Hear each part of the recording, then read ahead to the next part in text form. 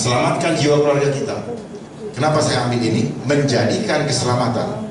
Keselamatan itu bagaimana nanti kita lindungi, melindungi, melayani, dan mengayomi jiwa yang ada di dalam tubuh kita. Itu milik siapa? Milik siapa jiwa? Milik Tuhan. Keluarga, orang-orang yang kita cintai. Dari kita, siapa kita? Kita adalah warga Jakarta. Jadi kenapa ini saya usung, ini yang Tuhan berikan kepada saya. Cuma satu, kalau ada pemimpin yang akan berjuang menyelamatkan, menjaga jiwa kita, pilih mereka. Saya mundur. Pilih mereka. Bisa dengar nggak? Pilih mereka, jangan saya mundur karena belum ada. Makanya saya memberanikan diri untuk saya terpanggil maju.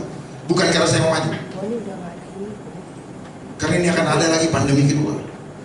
Itulah alasan utama saya maju, karena apa? Sebentar lagi akan diumumkan adanya pandemi kedua. Didahului dengan penandatanganan WHO Pandemic Treaty. WHO Pandemic Treaty adalah perjanjian pandemi yang diorganisir oleh WHO yang akan ditandatangani pada tanggal 27 Mei yang akan datang. Itulah alasan utama saya kenapa saya harus maju, sekalian memanfaatkan waktu ini untuk mengedukasi kita semua agar nanti tidak kaget dan menyiapkan diri. Firman Tuhan dalam Lukas 21 ayat 36 mengatakan, berjaga-jagalah senantiasa sambil berdoa. Ini adalah bagian daripada edukasi untuk kita berjaga-jaga. Sambil berdoa, tujuan berdoa apa? Supaya kita menerima hikmat darinya. Menerima hikmat untuk apa? Untuk mengantisipasi, untuk mengetahui kita harus bagaimana menghadapinya. Supaya kamu beroleh kekuatan dan diluputkan dari peristiwa yang akan terjadi. Itu firman Tuhan. Supaya kita nanti tahan, tetap setia sampai akhir dan tahan berdiri di hadapan anak manusia. Itu. Jadi ini adalah perjuangan moral, ini adalah perjuangan iman sebenarnya. Seperti yang disampaikan tadi, kita melawan Goliat. Ini bukan Goliat, Pak, kita melawan Firaun, Pak. Kalau Goliat one by one, tapi Firaun ini sistem. Dan iblis bermain dengan sistem. Makanya istilah terstruktur, sistematis, dan masif. Bahkan Bung Karno mengatakan perjuangan kami lebih mudah karena melawan penjajah. Musuhnya nampak bedanya. Tetapi perjuangan kalian lebih sulit karena melawan bangsa sendiri. Kulitnya sama, pura-puranya baik, dan sebagainya. Akhirnya kita, siapa mereka? Mereka yang punya otoritas tetapi tidak sungguh-sungguh mencintai rakyatnya. Dan WHO Pandemic Treaty ini sudah punya payung hukum di Indonesia. Belum dimainkan, tetapi sudah berlaku, yaitu apa? Undang-Undang Kesehatan Nomor 17 Tahun 2023, di mana apabila undang-undang ini diberlakukan dan WHO menyatakan pandemi lagi, atau bahkan hanya kejadian luar biasa, atau dibilang ada wabah biasa, maka undang-undang ini langsung berlaku, di mana kita tidak punya lagi hak untuk menolak. Tidak seperti pada saat pandemi kemarin, masih ada kelonggaran, boleh menolak, boleh menerima. Tapi yang menolak dibatasin pergerakan hidupnya, termasuk saya, nggak bisa terbang selama 4 tahun, tidak bisa menerima pelayanan yang harus menggunakan aplikasi Peduli Lindungi, dan saya ambil resiko itu sebagai bagian daripada pikul salib. Dan saya juga tidak membeli surat karena saya tidak mau dibungkam kemerdekaan jiwa saya. Karena kalau saya membeli surat, maka saya tidak berhak untuk berbicara kebenaran lagi di depan umum. Karena apa? Berarti ketika saya berbicara, misalnya saya pergi ke Medan atau ke Manado, saya bisa terbang di masa itu, maka orang akan bertanya, kok bisa terbang? Katanya tidak vaksin misalnya. Berarti saya terbelenggu dengan keadaan tersebut. Makanya saya bertahan. Kenapa? Kita harus menjadi contoh untuk bangsa ini. Ya. Rakyat sulit, saya harus sulit. Kalau perlu rakyat tidak boleh sulit, saya sulit.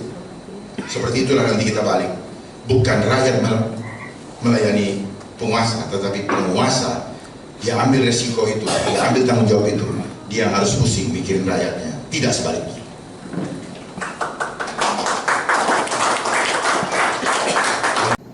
Jangan buffering. Banyak di antara kita jarang isi pulsa, tidak berdoa, gimana mau connect. Jadi internet pun adalah cara hubungan manusia dengan Tuhan. Cuman mereka jadikan teknologi, gitu ya. Oke. Nah ini, jadi nanti kita tidak juga bisa dirawat di rumah. Kalau saya bilang mau milih di rumah nggak bisa. Kenapa saya harus sampaikan ini kepada Bapak Ibu supaya paham betul bahwa ketika Bapak berjuang untuk membantu mengumpulkan KTP, Bapak tahu bahwa ini waktunya sudah mendesak. Ini masalah waktu, urgensi waktu. Semoga dengan kita bersatu, pemerintah kita dengar. Karena dari 194 negara, Pak, ada 12 negara yang sudah menolak dan keluar dari traktat atau pandemi treaty ini. Antara lain Rusia, Iran, Korea Utara, Kuba, Nicaragua, Belarus, bahkan Filipina sudah menyatakan keluar. Slovakia. Lalu kenapa kita tidak keluar? Karena ini adalah agenda terselubung asing untuk mengambil kedaulatan negara kita. Jadi artinya kalau sudah ditandatangani sama dengan kita menjual kedaulatan negara kita. Kita kehilangan kedaulatan negara dan mengancam keselamatan rakyat, bahkan jiwa keluarga kita. Kalau rakyatnya sudah dijual, lalu bangsa ini tidak punya otoritas lagi terhadap wilayahnya, mau jadi apa kita? Lebih baik kita mati daripada hidup menanggung malu, daripada kita hidup menjadi budak. Tetapi itulah rencana iblis. Dia ingin menarik kembali kita dari tanah perjanjian, kembali ke Mesir untuk diperbudak. Makanya disuruh pakai masker. Masker itu lambang kita punya mental budak. You have no right to speak. Padahal perkataan kita ini itu adalah nafasnya Allah sehingga punya kekuatan. Kalau kita diem aja, dongkol aja, kita tutup ininya, kita nggak punya kekuatan. Makanya orang bilang apa? Makan dalam. Kan kita kesel juga tadi disuruh pakai gitu. Karena apa? Karena takut. Takut apa? Takut didenda, takut dicopot, takut di apa semua. Saya juga dicopot gara-gara gitu semua. Ya sudah, terima resiko. Bisa memenangkan pertempuran ini. Dan iblis dari dulu sudah membuat pemisahan-pemisahan. Dari sejak apa? Sejak di bangku sekolah. Dia pisahkan kita lewat apa? Lewat angka. Makanya angka menjadi indikator kesuksesan seseorang. Kalau angkanya banyak terserah, mau nyontek boleh, mau nyolong, mau nyogok boleh. Yang penting jangan ada yang tahu. Kalau ada yang tahu, malu kita. Kalau nggak malu ya dihukum. Jadi dari dulu kita sudah diajar untuk menjadi pembohong. Boleh berbohong asal tidak ketahuan. Akhirnya jadilah kita pembohong. Kita pikir bahwa sifat bohong ini enggak. Sistem makin memupuk sifat bohong tadi. Bukan sistem mendidik kita untuk tidak bohong, tapi sistem mendorong kita untuk menjadi pembohong tanpa disuruh. Dan akhirnya itu yang terjadi. Hilangnya manusia-manusia beretika, bermoral, sehingga tidak punya adab. Itulah modernisasi. Modernisasi adalah perubahan peradaban bangsa. Jadi orang-orang yang modern jangan berbangga diri. Justru orang-orang modern adalah orang-orang yang kehilangan adab. Tapi dia tidak mau mengakui bahwa dia tidak beradab. Model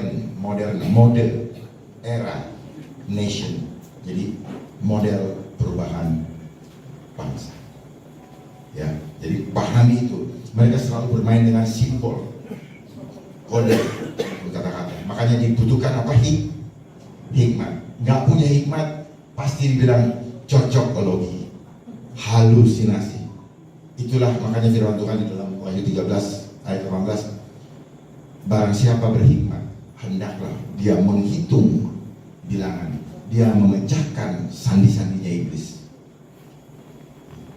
Pahami itu. Jadi kalau orang-orang yang tidak paham, orang yang punya pengetahuan umum akan akan mengatakan apa yang saya sampaikan ini adalah cocokologi. Ya karena nggak paham, jadi kita maklumi saja. Ya, mereka akan ngoceh-ngoceh, nggak ada masalah, nggak penting.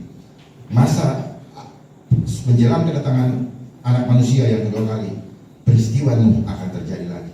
Di mana orang yang menyatakan kebenaran akan dikucilkan oleh dunia, dia akan dicibirkan oleh dunia, dan mereka akan mengatakan kamu orang gila, kamu tidak realistis. Padahal realistis yang disampaikan, diciptakan oleh manusia itu semua adalah rekayasa. Sehingga kita punya iman suka rontok menghadapi realita, karena di depan kita dibangun faktor-faktor kesulitan dari sistem. Sistemlah yang membuat iman kita apa ya, menjadi kompromi lagi. Ya sudah, mau bagaimana lagi? Gitu. Jadi jangan kompromi di ayat Jawa ini. Katakan ya di atas ya, dikatakan tidak di atas ya. Tidak. Saya akan memastikan kepada setiap masyarakat DKI, siapapun dia, yang beriman kepada Tuhan yang Maha Esa, bebas melakukan ibadahnya dengan nyaman dimanapun dan kapanpun, tidak boleh dihambat oleh pihak manapun. Ini janji saya. Yang kedua, cabut bila diperlukan dan atau perbaiki kembali semua kebijakan yang tidak pro pada rakyat. Apa yang tidak pro pada rakyat? Ya itu tadi. Maksa ini, maksa itu, maksa ini. Kalau tidak mau dipecat dan sebagainya. Tidak pro rakyat itu yang mudah dipersulit, itu tidak pro rakyat. Ya. Dan banyak lagi pajak dan sebagainya. Ya. Bukan pajak tidak diperlukan, tapi yang fair. Masuknya cuma 10, dimintanya 11, gimana sih? Bunuh aja udah. Itu namanya apa? Memperbudak. Kita diperas. Pekerjaan sulit, pemasukan tidak ada, pajak makin naik. Apa namanya? Kita disuruh gantung diri. Makanya banyak yang bunuh diri tapi nggak ada satupun yang peduli dan mempelajari kenapa mereka gantung diri. Ini adalah spiritual warfare. Inilah perang spiritual sekarang. Banyak orang tidak punya jalan keluar lagi. Mereka kehilangan akal sehat. Tidak tahu harus bagaimana lagi. Masih harus menjalani hidup tapi nggak tahu apa yang harus dimakan. Tinggal di rumah tapi nggak ada bahan makanan. Kita terjebak dengan rumah-rumah yang besar, dengan tembok-tembok yang besar. Ketika tidak ada makanan, kita nggak bisa makan ini tembok. Inilah jebakan Batman. Ada halaman kita taruh semen demi parkir mobil. Padahal kita butuh makan. Firman Tuhan mengatakan cukuplah makan dan pakaian. Kita terjebak. Punya halaman, tanam bunga, tanam ini, tanam itu. Kita tidak tanam yang kita mau makan. Ya, kita terjebak. Dulu tongkat jadi tanaman, sekarang tanaman jadi tongkat. Ini jadi kursi, jadi apa semua. Banyak orang-orang punya kursi, meja dan sebagainya. Ketika masa pandemi tidak bisa digunakan, yang usaha juga mati. Dia tidak bisa bayar karyawan, tapi mejanya mau dijual nggak laku. Mereka lapar, disuruh makan meja, mereka tidak juga bisa makan. Nggak serius. Kita terjebak dengan apa? Hedonisme. Kita pikir orang kota itu akan jadi orang yang pertama kali masuk ke dalam surga besar dibandingkan orang-orang yang tinggal di pedalaman. Karena mereka masih bisa makan. Tetapi bagi orang yang mengikuti sistem dunia, dia akan menerima tanda, baru dia bisa belanja. Kalau enggak, nggak bisa. Dan tandanya hanya bermain dengan aplikasi yang ada di handphone. Setelah itu handphone akan dia pindah ke tubuh kita. Ya. Cabut bila perlu dan atau perbaiki semua kebijakan yang tidak pro rakyat.